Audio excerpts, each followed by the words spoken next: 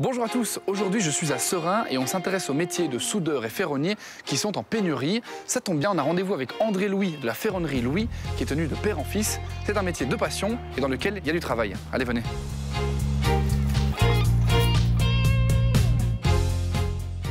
André, bonjour. Vous êtes ferronnier, Oui. on peut le dire, vous êtes tombé dedans quand vous étiez très petit. On peut le dire comme ça, oui. Affaire de famille, comme on dit.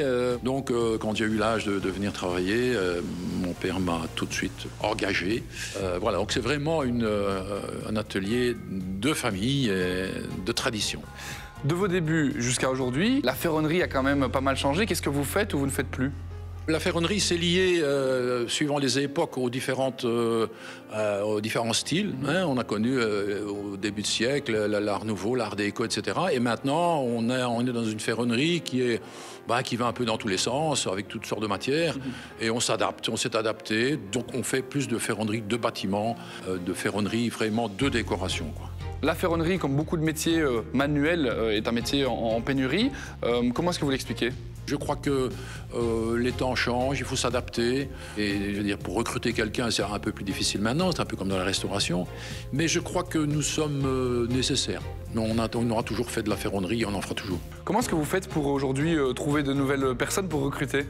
Ah bien, je m'adresse à l'IFAPME, des apprentis en général, j'en ai encore maintenant. Et voilà, c'est une passion chez moi aussi de transmettre.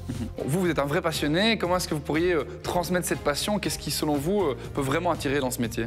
C'est la diversité, chaque fois des travaux que l'on me demande. C'est chaque fois une nouvelle aventure, une nouvelle feuille blanche, un nouveau dessin. Et je dis toujours que je fais des prototypes définitifs. Et on recommence. Et on recommence. Mais il ne faut pas les rater.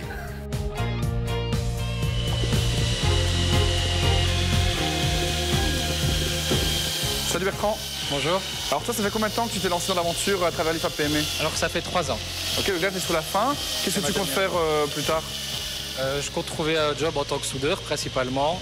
Si j'ai l'occasion, faire une formation d'1 an en plus. Et alors je serai soudeur-plongeur. Ça veut dire quoi ? En fait, soudeur-plongeur, c'est je vais souder normalement, mais sous l'eau. Et ça va être des tuyauteries de gaz, tuyauteries d'eau.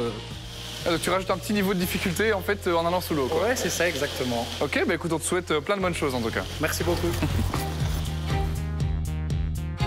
Bon, vous l'aurez compris, soudeur ou bien ferronnier, ce sont des métiers en pénurie dans lesquels il y a du travail. Alors vous pouvez vous former forcément auprès de l'IFAPME. Rendez-vous sur leur site internet pour avoir plus d'informations. On se donne également rendez-vous sur waldorado.be pour découvrir toutes les offres d'emploi en Wallonie.